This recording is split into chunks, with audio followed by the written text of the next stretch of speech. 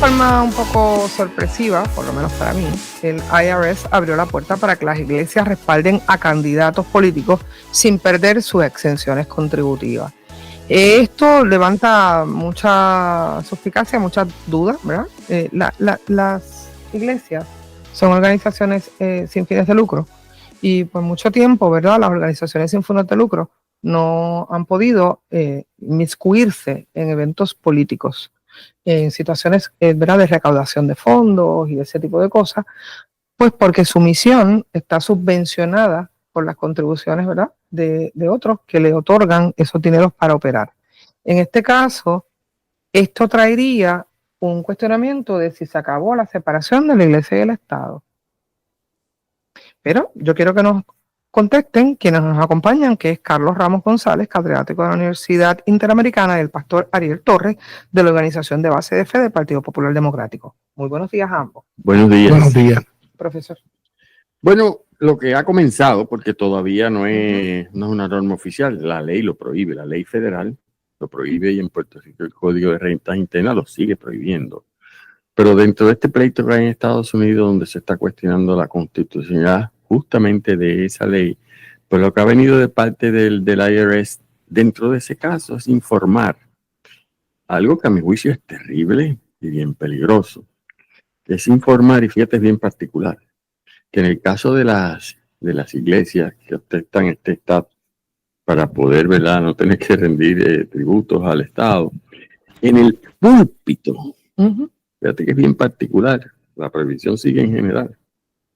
En el púlpito, que a mi juicio es peor, dentro de la iglesia, pues pueden endosar candidatos. No, lo hemos visto.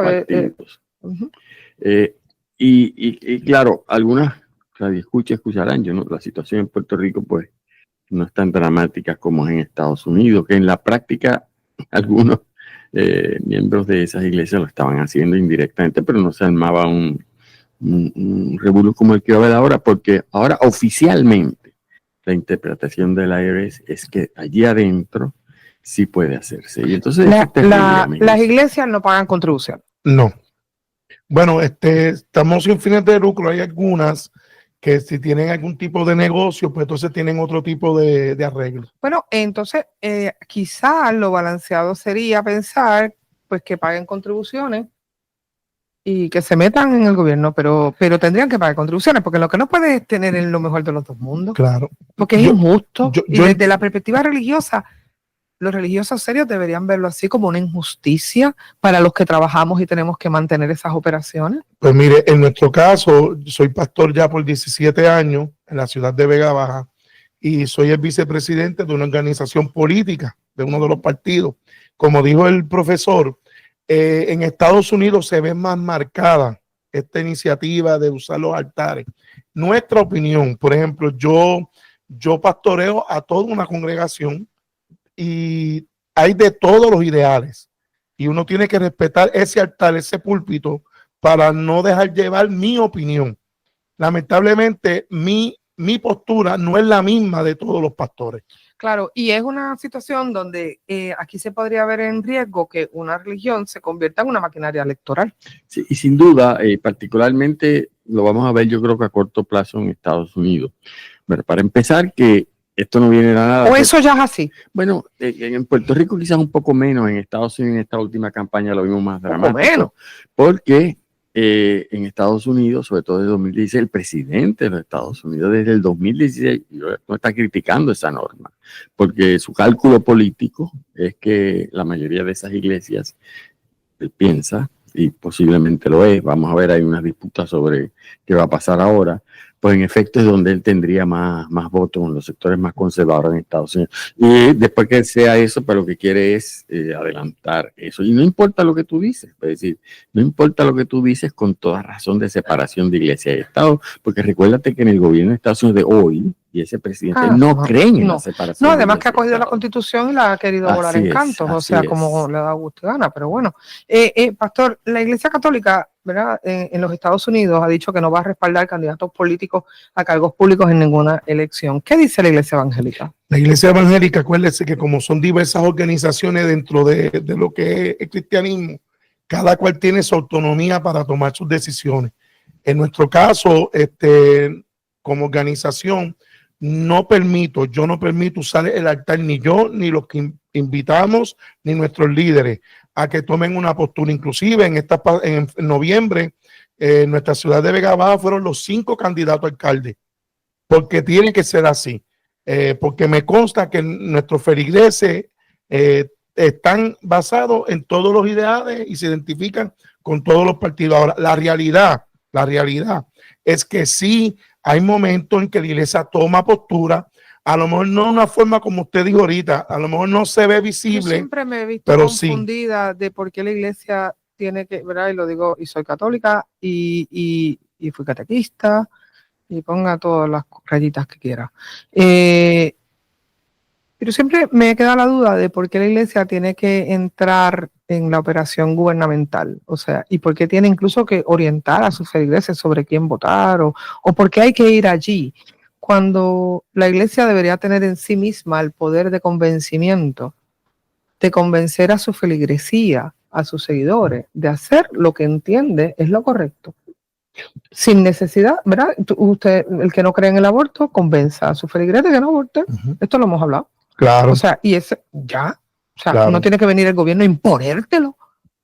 Bueno, por fe no lo haga. Es tan simple. ¿Por qué el gobierno, por qué tenemos que meternos a hacer una legislación cuando es tan simple como si yo soy cristiana, yo creo en esto y esto, pues yo no lo hago y ya. O sea, y todos los cristianos nos salvamos. Y todo el que lo haga, pues yo que sé, que pase lo que tenga que pasar. Esa no es la forma más balanceada de verlo. Debería de serlo. Los asuntos de fe son asuntos de fe.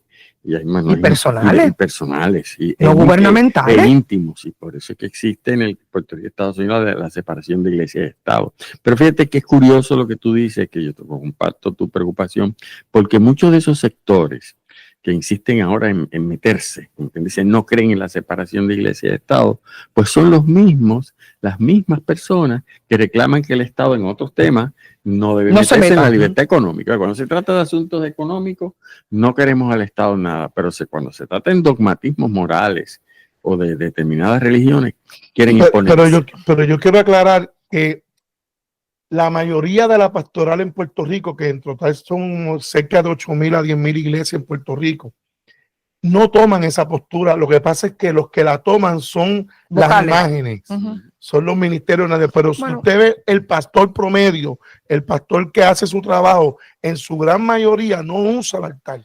No usamos el altar para la iglesia decir católica, por quién votar o quién no votar. Tengo que decir, ¿verdad? Sin intentar favorecer a nadie, la iglesia católica ha sido bastante parca en meterse, incluso en Puerto Rico.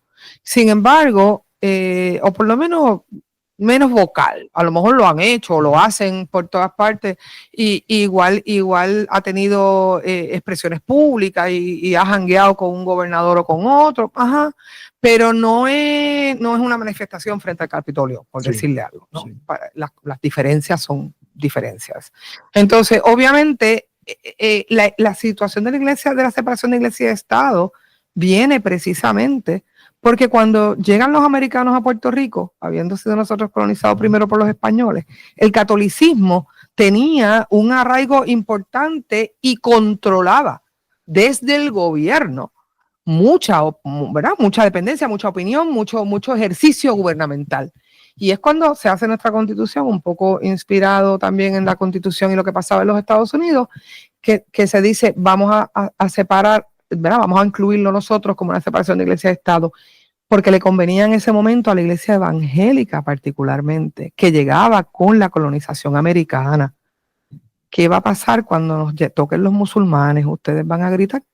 Porque pueden llegar igual y a tratar igual, claro, de decir, yo quiero meterme en el gobierno. Y yo entiendo lo que usted quiere decir y estoy consciente que es real. Por eso es que es importante, porque no puede ser ni cristiano, ni musulmán, ni ateo. Nadie puede meterse, punto, nadie. Todo el mundo para afuera. Sí, pero yo soy la voz de la gran mayoría de los pastores en mi país y me consta que no usamos el altar, no lo usamos para decir vote por este candidato, este es el partido. La gran mayoría no lo hacemos. ¿Sabes lo que sucede? Que no tenemos el foro como otros que sí lo tienen. Muy bien, pues aquí está su foro. Y de hecho, y por eso es que la Constitución nuestra, pero lo que tú acabas de decir, dice, habrá completa separación. Habla Exacto, de es más completa amplia. separación. Y en el caso particular de la Iglesia Católica, recuérdate, sobre todo en estos tiempos, que como tú dices, quizás más parca si la comparamos con algunos sectores evangélicos no católicos, recuerda que la Iglesia Católica pues tuvo una lección que el país le dio cuando trató de meterse de lleno incluso en el altar en la década del 60 y 70, fundando un partido político, ayudando a fundar un partido político. Y una de las cosas más terribles que pasaron en aquella época fue el PAC, el Partido de Acción Cristiana. Una de las cosas más terribles que pasaron. Tendremos que ver si ahora en Puerto Rico, ¿verdad?, no se da con algunos, ¿verdad?, pastores y sacerdotes, pero específicamente se dieron instrucciones desde el altar de cómo votar. Lamentablemente me tengo que ir, es un tema súper interesante que me apasiona mucho por la importancia que tiene. Gracias, Carlos Ramón González, catedrático de la Universidad Interamericana, y al pastor Ariel Tirado de la organización de base de fe del Partido Popular Democrático por acompañarme en la mañana de hoy. Vamos a una pausa, soy Sonia Valentín, es El Calentón, ya regresamos. El calor no ha hecho más que empezar.